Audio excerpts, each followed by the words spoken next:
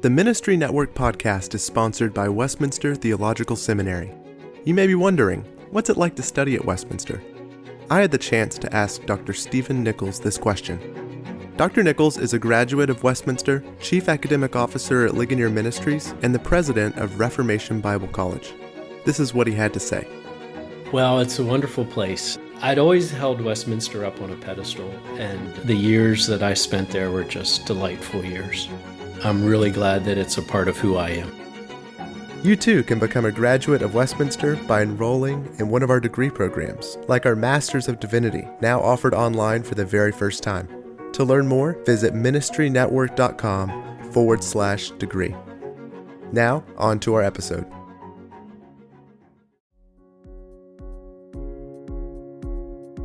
Hi, and welcome to the Ministry Network podcast. I'm your host, James Baird. This episode is the second of a two-part conversation with Rachael Denhollander, accomplished lawyer, author, and speaker. If you haven't yet, before you listen to this episode, go back and listen to our first conversation with Rachael about abuse and the church. In this episode, we'll talk with Rachael about Larry Nassar, one of the most prolific sexual abusers in recent history. Rachael led a heroic case against Larry Nassar, which led to his conviction of first-degree criminal sexual assault on 10 accounts. Now, let's hear from Rachael. To set the context for your interactions with Larry Nassar, can you tell us a little bit about what it was like being a gymnast and some of the trauma and difficulties that were involved in that sport? Yeah. So I was actually really blessed because by and large, I had a very healthy experience in the gymnastics community. I had a coach who was very encouraging. He took our health seriously. He took nutrition and hydration seriously. And so I did not experience the abusive environment that really the vast majority of gymnasts do experience. And I'm very grateful for that. That being said, it's just a very difficult sport. You know, it's a very psychologically intensive sport, and it's also a physically difficult sport. And I didn't start till I was much older. I was actually almost 12 by the time I started gymnastics. So I was never destined to be anything great, but it was just something that I loved. But my body really wasn't cut out for it. And so within a couple of years, I was experiencing a lot of chronic wrist and back pain just from the constant stress and pounding. And, you know, a lot of doctors are not terribly skilled in handling gymnastics injuries. It's kind of an insular sport. Not a lot of people understand the physics of it. And so the sports medicine doctors in my hometown had just been very ineffective at providing any sort of guidance or diagnostics for what I was experiencing. And so at that point, we decided to go and see Larry. And Larry was the team physician for the USA Gymnastics Olympic team. He was the medical coordinator for all of our elite gymnasts, all of our elite female gymnasts. He was also the medical doctor for Michigan State University's gymnastics team. He occasionally treated other elite athletes from other sports. He had written a book. He owned patents. He was renowned literally throughout the world as one of the best sports medicine physicians, particularly in the sport of gymnastics, but not limited to the sport of gymnastics. And so we really thought we were privileged to get a chance to see him. Yeah, and a lot of my thought process was, if this is who these organizations trust to see their best athletes, it's a privilege to get to see him too. Yeah, as just a low-level athlete myself. And it sounds like what is the case, that he used that power that came from his reputation and expertise to abuse, so many young girls. Could you tell us a little bit about his grooming process, particularly so that people in our network can understand that it does often fly under the radar if you don't know what you're looking for? Yeah. That's something I think back on a lot, even myself, and as a parent looking back and saying, at what point should I have known? Yeah, at what point should I have seen that something was wrong? And could I have even stopped the abuse before something ever happened?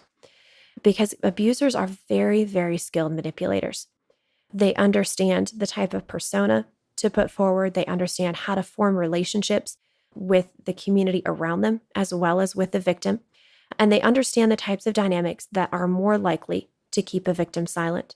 And so oftentimes this will look like the type of behavior that would normally assure us that someone is a good person. They're very personable people. You know, they don't feel sleazy, if that makes sense. You know, an abuser's not usually the guy in the long trench coat or a hoodie. Right. Yeah, abusers are very personable people. They demonstrate care and concern and compassion. They're skilled conversationalists. They know how to enter your life and how to bring you into their life in a way that creates strong personal bond and creates a feeling of knowing each other well They often use innocent touch to normalize the victim and the community around them to this child being touched.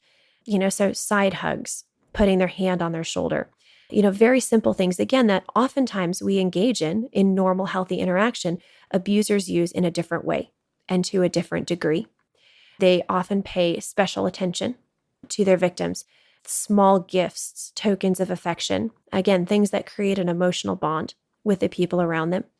And in addition to this, they also know the types of dynamics that make it look like abuse couldn't have happened. So, for example, in Larry's case, when he would sexually abuse, he almost always had a parent in the room, usually just a foot or two from their child. And he was able to hide where his hands were using towels or medical drapes. And so, the parents never knew they needed to ask their child what was going on because it never even occurred to them that Larry could be carrying on a conversation with them while sexually abusing their daughters. But actually, this dynamic of abusing out in the open is not uncommon. Abusers often abuse in circumstances where it appears impossible that abuse could occur because they know two things. They know that it will create shock and confusion in their victim. They also know that the normal community response is going to be, that's not possible. And so it not only keeps the victim confused and shocked, it also helps insulate them from any disclosures the victim might make. Because the natural response, whenever a victim discloses, is for the person who heard the disclosure to say, that's not possible because. And then there will be a list of reasons why that person couldn't be an abuser or the abuse couldn't have happened in the way described. And that's intentional. And what we have to understand as a community is that when we have that initial response, that's not possible, we've actually done exactly what the abuser counted on us doing. We've done exactly what they wanted us to do. And Larry was skilled at it, but he's not alone. Most abusers are. So in 2016, you decided to come forward and to be one of the people that spoke out against Larry Nassar. You spoke to reporters and actually disclosed what happened. Mm-hmm. I'm wondering, your book opens up with just this captivating story about the details of how it happened. You're with your family. I think that you had one of your really young children with you. And all of them.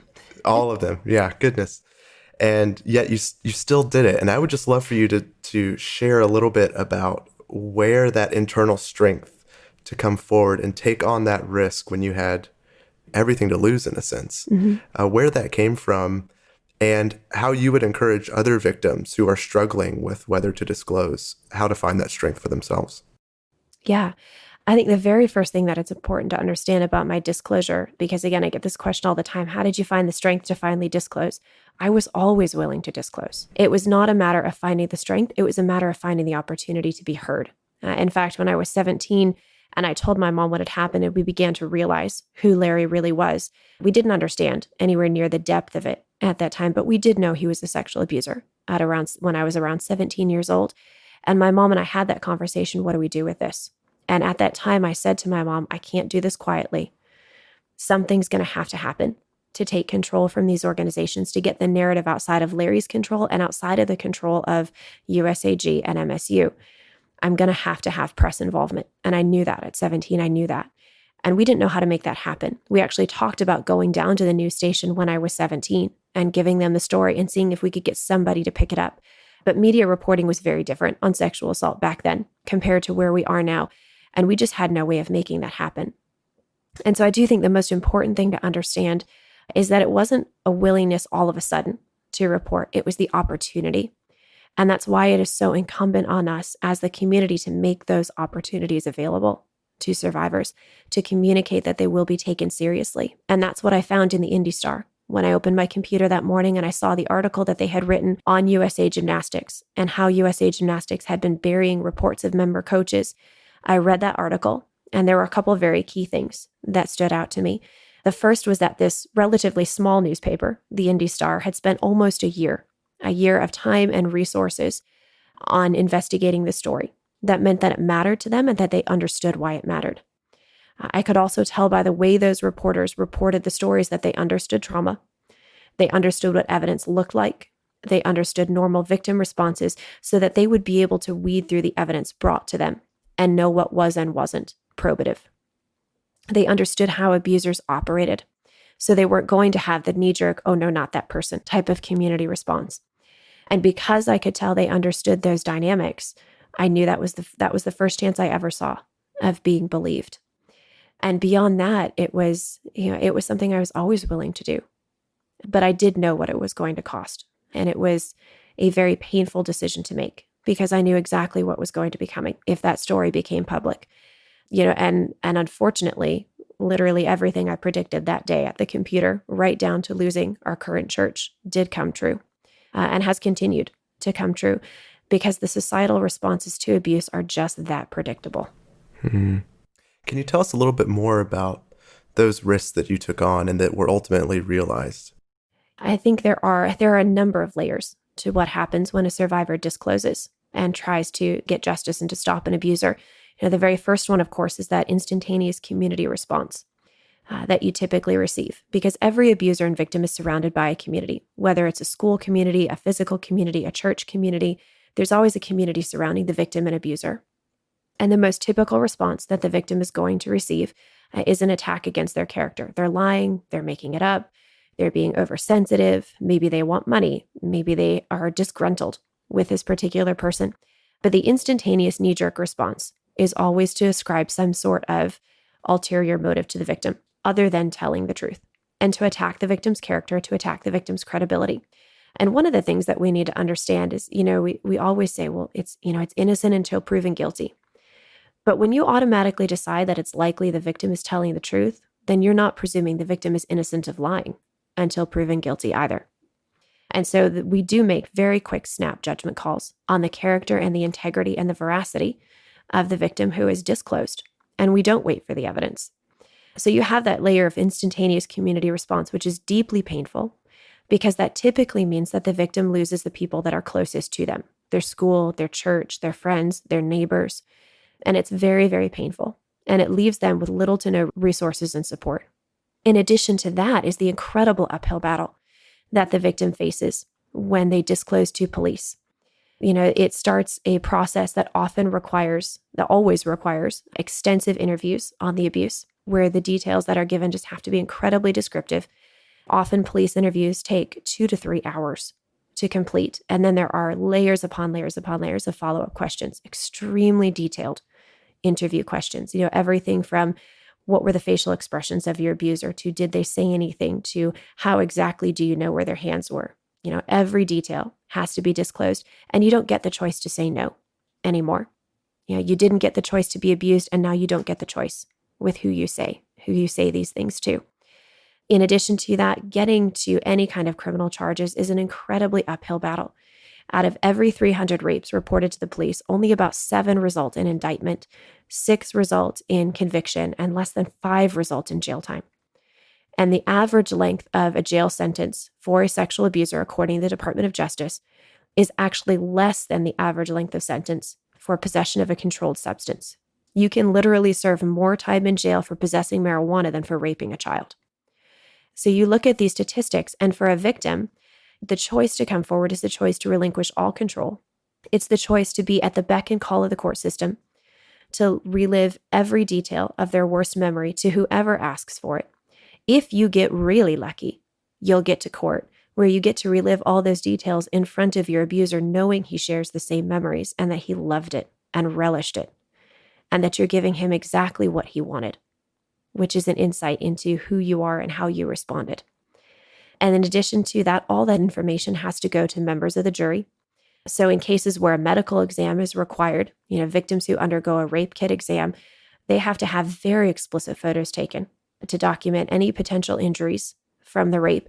And then all those photos of their most private areas go to the members of the jury, and they go to their abuser and the defense team.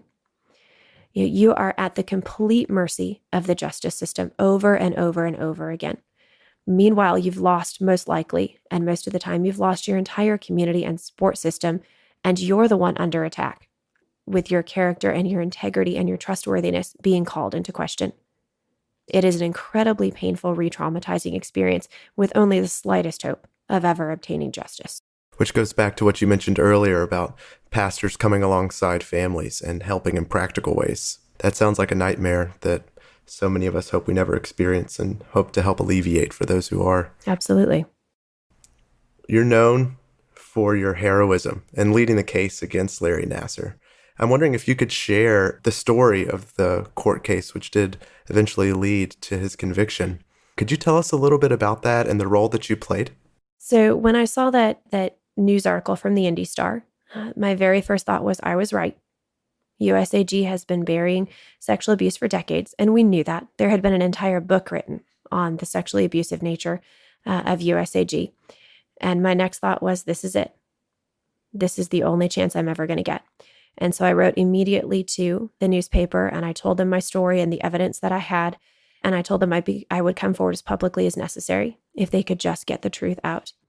And in the process of corresponding with them, I redid some of my research on Michigan statute of limitations and discovered there had been a legal change that had lifted the statute of limitations so that I actually could file a police report and have Larry prosecuted, if we could get that far.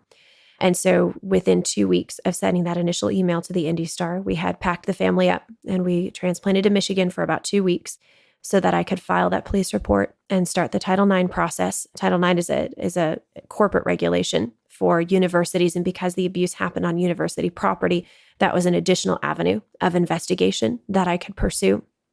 And actually, at the time I filed the police report, we did not know if the Indy Star story was ever going to publish.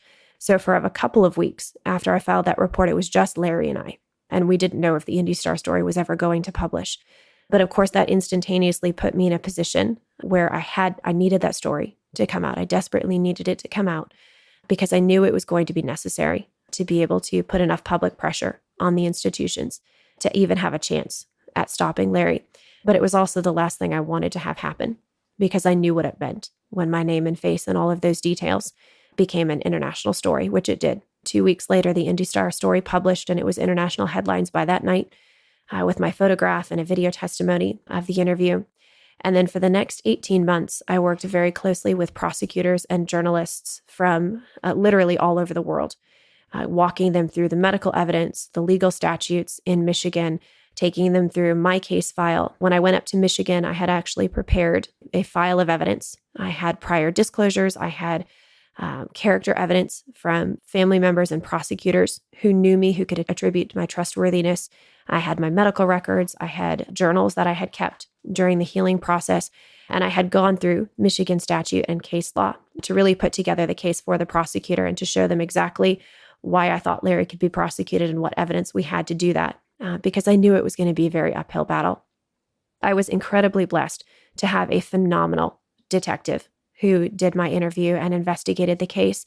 And very, very few victims have someone like I had in my court.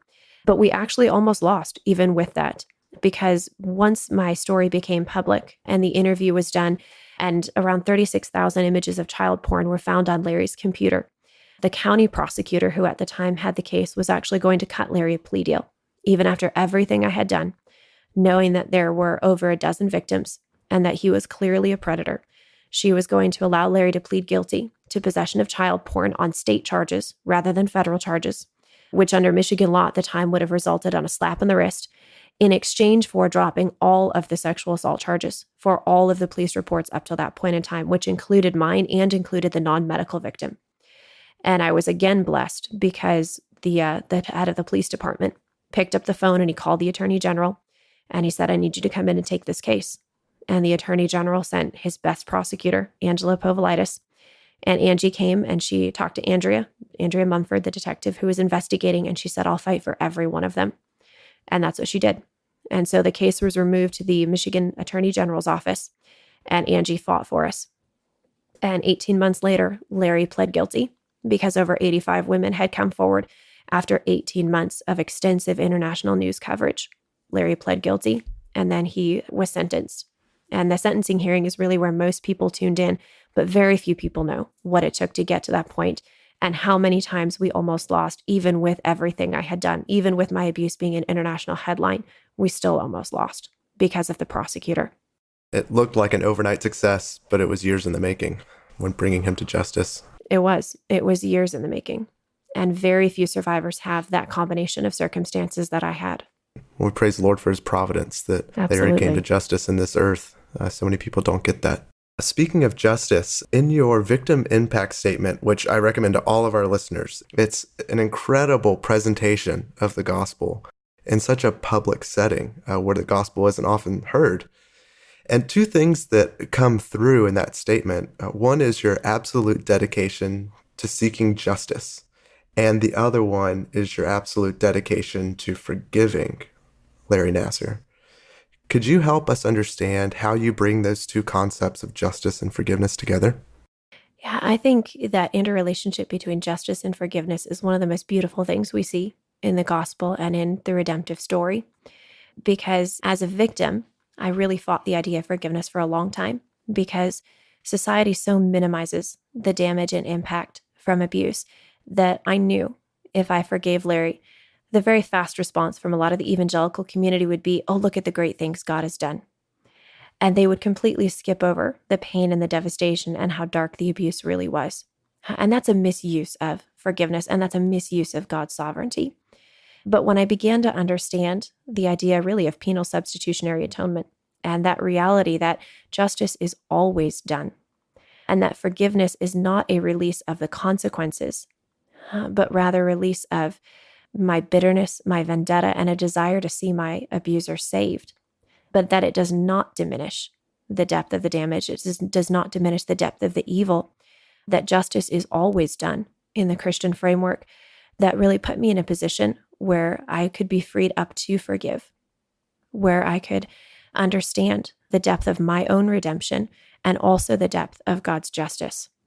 And I love the book of Revelation, where we see that portrayed, where John he sees the scroll, and he's weeping and saying, who can open the scroll? Who is worthy to open the scroll?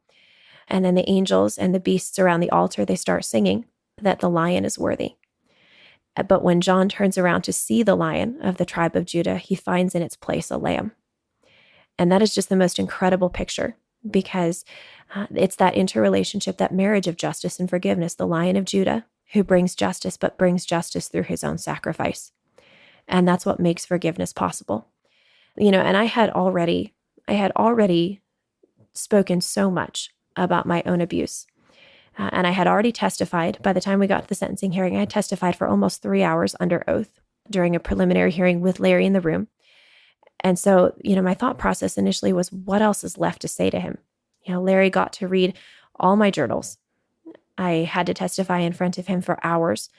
Every detail of my abuse was an international headline. So what else was left to say? And really, that was all that was left. Larry walked into courtroom numerous times during our court hearings carrying a Bible.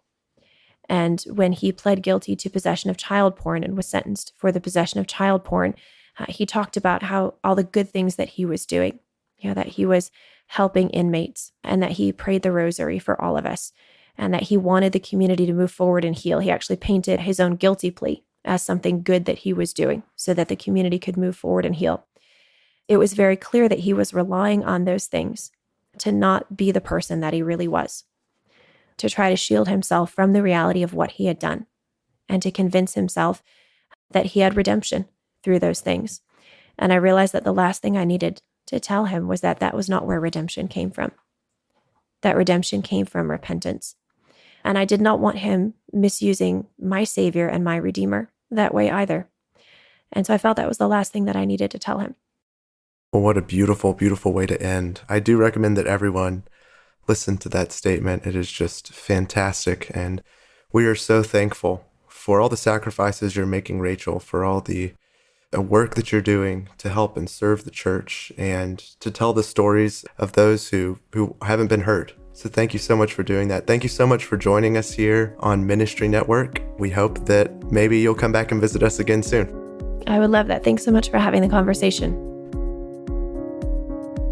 Tune in next time to hear us talk with Pastor Joe Novenson about prayer.